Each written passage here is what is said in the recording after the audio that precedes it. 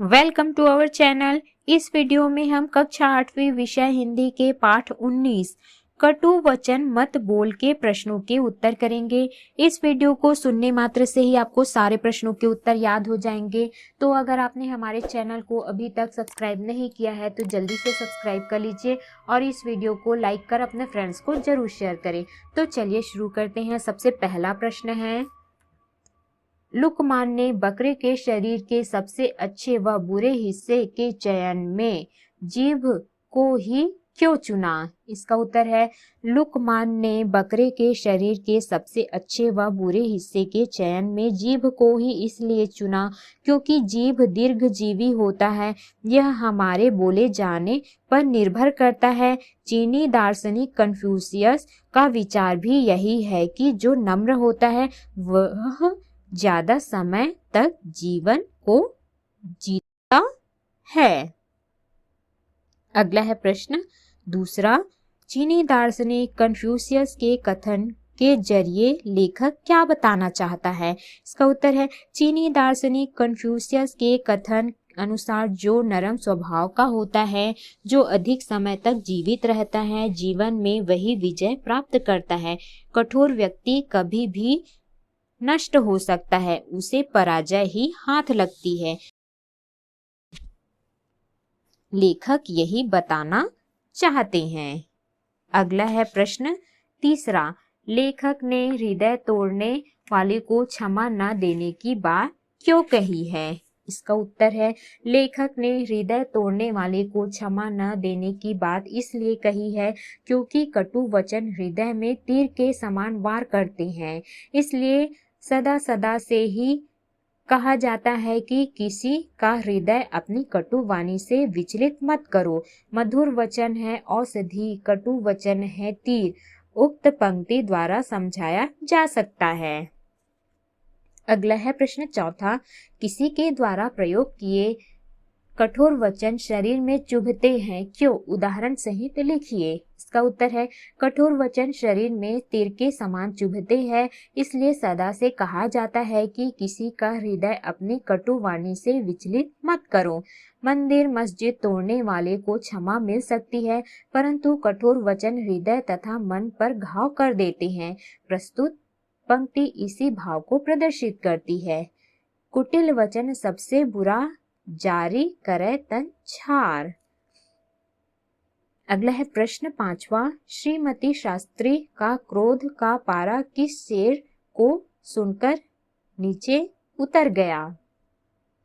इसका उत्तर है, श्रीमती शास्त्री का क्रोध इस शेर को सुनकर नीचे उतर गया। जो बात कहो साफ कहो, सुथरी हो भली हो, कड़वी ना हो खट्टी ना हो, मिश्री की डली हो। अगला है प्रश्न छठवां, श्री लाल बहादुर शास्त्री जी ने शेर के माध्यम से अपनी पत्नी को क्या समझाने का प्रयास किया? स्पष्ट कीजिए। इसका उत्तर है, श्री लाल बहादुर शास्त्री जी ने शेर के माध्यम से अपनी पत्नी को समझाया कि सभी बातें नहीं हो सकती जो दूसरों को प्रिय लगे। बात ऐसी बोलो जो मन को ठेस ना पहुंचाए। किसी को दुखी करने वाली बात ना बोलो, हमेशा मीठा बोलो। अगला है प्रश्न सातवां, दोनों ज्योतिषियों ने राजा की एक ही बात कही, उनके कहने के तरीकों में आपको क्या अंतर लगता है?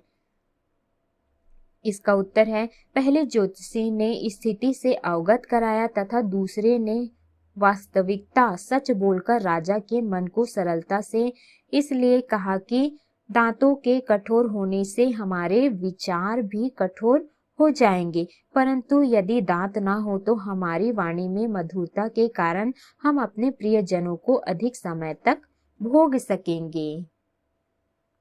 अगला है प्रश्न आठवां, लोकप्रिय बनने के लिए आपको क्या करना होगा? इसका उत्तर है, लोकप्रिय बनने के लिए अपनी वाणी में मधुरता लानी होगी, तभी लोकप्रिय व्यक्तित्व का विकास होगा तथा यह सपना पूरा होगा, अन्यथा यह सपना अधूरा रह जाएगा। स्वर्गीय श्री लाल बहादुर शास्त्री अपने विनम्र स्वभाव और मधुर वाणी के लिए लोकप्रिय थे। अगला है प्रश्न 9वां। जीभ कोमल है, दांत कठोर है, जिसमें लचीलापन होता है, जो नम्र होता है, वह अधिक समय तक जीता है। इसका उत्तर है जीभ कोमल है, अर्थात हमारी वाणी में कोमलता होनी चाहिए, तभी हम दीर्घजीवी होंगे। जिस व्यक्ति की वाणी कठोर होती है वह दीर्घजीवी नहीं होता। अतः हमारी वाणी में कोमलता होनी चाहिए। ईश्वर को भी कठोरता पसंद नहीं है, अतः हमारी जबान में हड्डी नहीं दी।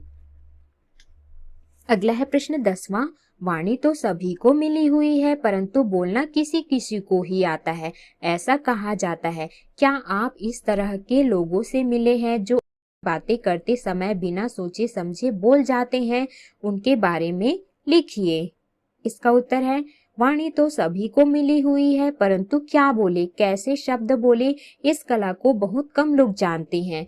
वाणी का सही प्रयोग करना भी एक कला है। इसके दो अलग अलग पहलू हैं। एक प्रेम से झड़ता है, दूसरे से झगड़ता होता है। इसके सदुपयोग से पृथ्वी पर स्वर्ग उतर सकता है। साधुओं की वाणी पानी के समान निर्मल है, जो अमृत के समान प्रतीत होती है। अगला है प्रश्न 11वां। लुकमान के इस कथन से आप कहाँ तक सहमत हैं कि जीभ अच्छी नहीं तो सब बुरा ही बुरा है? तर्क सहित अपने विचार रखिए। इसका उत्तर है लुकमान के इस कथन का आशय है कि जिस व्यक्ति की जुबान ठीक नहीं है उसके लिए कुछ ठीक नहीं है। जो व्यक्ति सदैव कटु वचन बोलता है उसे कड़वा ही सुनना पड़ता है और पग पग में कटु अनुभव से गुजरना पड़ता है। अगला है प्रश्न 12वां। एक बात से प्रेम झड़ता है और दूसरी बात से झगड़ा होता है। इस तरह के अनुभव आप सभी के भी होंगे, इसके बारे में बात कर लिखिए। इसका उत्तर है एक बात से प्रेम झड़ता है, दूसरी बात से झगड़ा होता है। हम जो भी बात कहें साफ सुथरी हो, भली हो तथा सुनने पर मिश्री के समान प्रतीत हो, अर्थात प्रेम की अनुभूति हो। इसी बात को स्वर्गीय लाल बहादुर शास्त्री जी ने अपनी पत्नी को बड़े ही सुंदर ढंग से समझाया तथा कहा कि ईश्वर को वाणी में कठोरता बिल्कुल भी पसंद नहीं, इसे कलेश का बढ़ना निश्चित है। अतः वाणी में कोमलता का होना आवश्यक है। अगला है प्रश्न 13वां। वाक चातुर्य से कटु वचन को प्रिय और मधुर बनाया जा सकता है। इस बात पर विचार करते हुए अपनी समझ को लिखिए। इसका आशय है वाक चातुर्य से कटु सत्य को प्रिय और मधुर बनाया जा सकता है, क्योंकि कटु वचन दूसरे के हृदय को विदीर्ण कर देते हैं। सामने वाले व्यक्ति को विचलित न करके भी अपनी बात कही जा सकती है। सार यह है कि वाक चातुरी से कटु सत्य को प्रिय और मधुर बनाया जा सकता है। अगला है प्रश्न कड़वी बात ने संसार में न जाने कितने झगड़े पैदा किए हैं। कोई पौराणिक या ऐतिहासिक घटना को आधार बनाकर इस कथन की सत्यता सिद्ध कीजिए। इसका उत्तर है कड़वी बात ने संसार में न जाने कितने झगड़े पैदा किए। उनमें से महाभारत में घटित घटना द्रौपदी का चिरहरण भी है।